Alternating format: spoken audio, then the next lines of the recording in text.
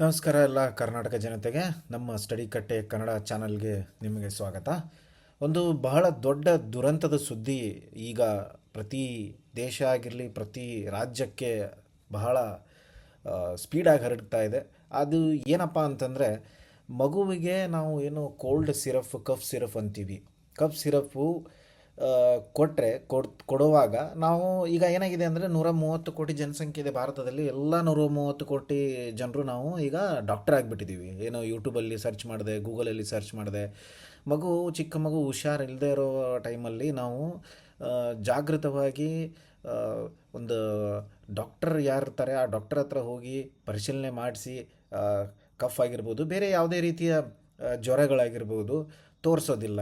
ಇಲ್ಲಿ ಏನಾಗಿದೆ ಅಂತಂದರೆ, ಕೆಲವೊಂದಿಷ್ಟು ಕಫ್ ಸಿರಪ್ಪನ್ನು ನಾವು ತಂದೆ ತಾಯಿ ಅಂದರೆ ಏನು ಮಾಡ್ತಾರೆ, ಮಗುವಿಗೆ ಕೆಮ್ಮು ಕಂಡ ತಕ್ಷಣವೇ ತಾವೇ ಡಾಕ್ಟರಾಗಿ ಕಫ್ ಸಿರಪ್ಪನ್ನು ಒಂದು OTG, ಓವರ್ ದ ಕೌಂಟರ್ ಅಂತ ಹೇಳ್ತೀವಿ ಇದನ್ನು ಮೆಡಿಕಲ್ ಟರ್ಮಲ್ಲಿ, ಅಲ್ಲಿ ಹೋಗಿಬಿಟ್ಟು ಯಾವುದಾದ್ರೂ ಒಂದು ಮೆಡಿಕಲ್ ಶಾಪಲ್ಲಿ ಯಾವುದಾದ್ರೂ ಒಂದು ಕಫ್ ಸಿರಪ್ ಕೊಡಿ ಅಂತ ತಗೊಂಡು ಕೊಡ್ತಾ ಇರ್ತಾರೆ.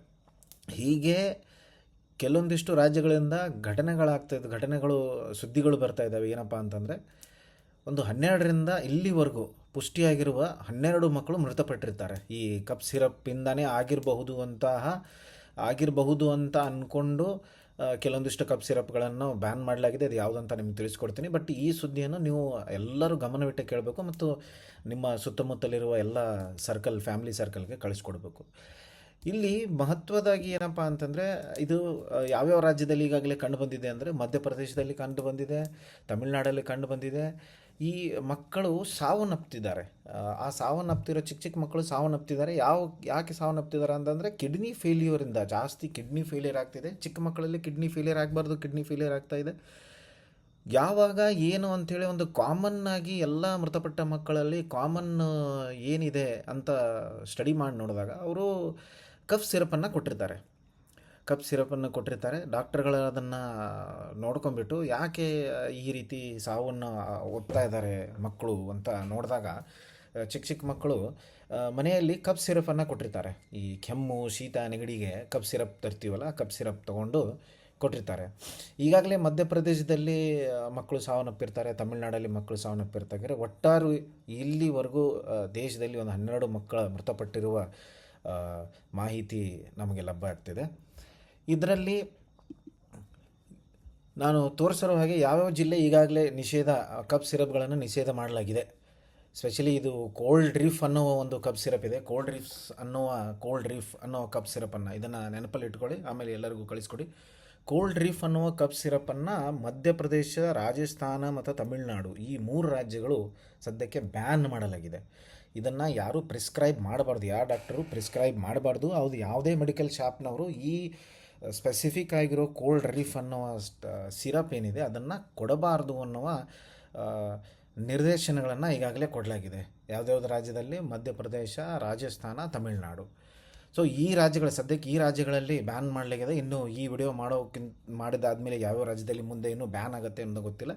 ಅದರ ಜೊತೆಗೆ ಒಂದು ಸೆಂಟ್ರಲ್ ಇಂದನೂ ಒಂದು ಅಡ್ವೈಸರಿ ಜಾರಿಯಾಗಿದೆ. ಅಡ್ವೈಸರಿ ಏನಪ್ಪ ಅಂತಂದರೆ, ಈಗ ಭಾರತದಲ್ಲಿ ಡ್ರಗ್ ನಿಯಂತ್ರಣ ಕಾಯ್ದೆ ಈಗಾಗಲೇ ಇದೆ. ಆ ನಿಯಂತ್ರಣ ಕಾಯ್ದೆ ಏನು ಹೇಳುತ್ತಂದರೆ, ಈ over the counter cough syrup, ಆಮೇಲೆ ಮೆಡಿಕಲ್ ಟರ್ಮಲ್ಲಿ ಈ ಶೀತ ಬಂದಾಗ ಕಫ್ ಸಿರಪ್ ಇರೋದಲ್ಲ, 4 ವರ್ಷಕ್ಕಿಂತ ಕಡಿಮೆ ಇರೋ ಮಕ್ಕಳಿಗೆ ಕೊಡೋದಾದರೆ ಬಹಳ ಹುಷಾರಿನಿಂದ ಕೊಡಬೇಕು. ಇದು ಡಾಕ್ಟರ್ ಪ್ರಿಸ್ಕ್ರೈಬ್ ಮಾಡಬೇಕು ಏನು ಅಂಥೇಳಿ, ಇವರಿಗೆ ಕಫ್ ಸಿರಪ್ ಕೊಡಬಹುದು ಅಂಥೇಳಿ.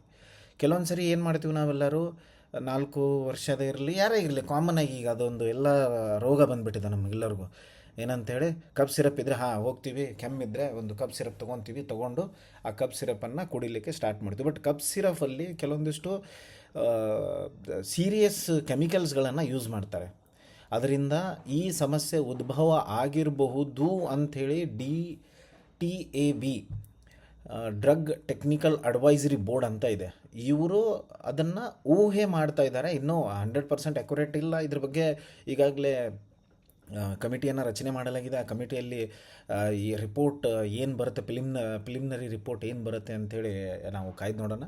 ಬಟ್ ಇದು ಒಂದು ಎಚ್ಚರಿಕೆ ಗಂಟೆ ಎಲ್ಲ ಪಾಲಕ ಪೋಷಕರಿಗೆ. ಏನಪ್ಪ ಅಂತಂದರೆ, ಮಕ್ಕಳಿಗೆ ಏನಾದರೂ ಜ್ವರ, ಶೀತ, ನೆಗಡಿ, ಕೆಮ್ಮು ಅಂತ ಬಂದರೆ ದಯವಿಟ್ಟು ನಿಮ್ಮ ಹತ್ತಿರದಲ್ಲಿರುವ ಡಾಕ್ಟರ್ನ ಸಂಪರ್ಕಿಸಿ ಅವರು ಯಾವ ರೀತಿ ಪ್ರಿಸ್ಕ್ರೈಬ್ ಮಾಡ್ತಾರೆ ಅದನ್ನೇ ಫಾಲೋ ಮಾಡಬೇಕು. ನಾವು ಎಲ್ಲರಿಗಿಂತ ದೊಡ್ಡ ಶಾಣೆ ಆಗಿ ಅಂದರೆ ಇದು ಆಗಿ ಶಾಣೆತನ ಮಾಡಿ ಗೂಗಲಲ್ಲಿ ಸರ್ಚ್ ಮಾಡಿ ಯಾವುದೋ ಒಂದು ಕಪ್ ಸಿರಪ್ ಆಗಿರ್ಬೋದು, ಯಾವುದೋ ಒಂದು ಟ್ಯಾಬ್ಲೆಟ್ ಆಗಿರ್ಬೋದು ತಗೊಳ್ಬಾರ್ದು.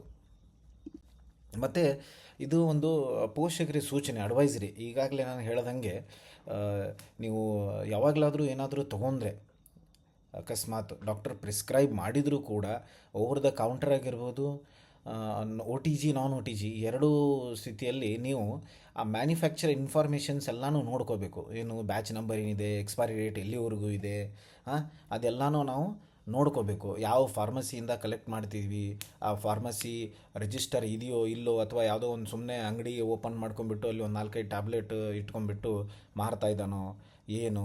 ಸೊ ಇದೆಲ್ಲ ವೈದ್ಯರ ಸಲಹೆ ಕಂಪಲ್ಸರಿ ನಾವು ಪಡೆಯಬೇಕು. ಇದರಲ್ಲಿ ಫಾರ್ಮಸಿ ಗುಣಮಟ್ಟ ಇರುತ್ತೆ, ಕೆಲವೊಂದಿಷ್ಟು ರೆಪ್ಯೂಟೆಡ್ ಇದು ಟ್ಯಾಬ್ಲೆಟ್ಸ್ ಇರುತ್ತೆ, ಕೆಲವೊಂದಿಷ್ಟು ಜೆನ್ರಿಕ್ ಟ್ಯಾಬ್ಲೆಟ್ಸ್ ಇರುತ್ತೆ.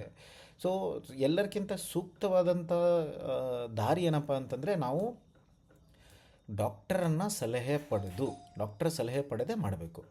ಸೊ ಈ ವಿಡಿಯೋದಲ್ಲಿ ನಾನು ತಿಳಿಸ್ಕೊಂಡಿರೋ ಮಾಹಿತಿಯನ್ನು ನಿಮಗೆ ಅರ್ಥ ಆಗಿರಬೇಕು ಅಂದ್ಕೊಂಡಿರ್ತೀನಿ. ಅರ್ಥ ಆಗಿತ್ತು ಅಂತಂದರೆ ಈ ವಿಡಿಯೋನ ಎಲ್ಲರಿಗೂ ಶೇರ್ ಮಾಡಿ, ಆದಷ್ಟು ಹೆಚ್ಚು ಕರ್ನಾಟಕದ ಜನತೆಗೆ ಈ ವಿಡಿಯೋನ ತಲುಪಿಸಿ. ಧನ್ಯವಾದ.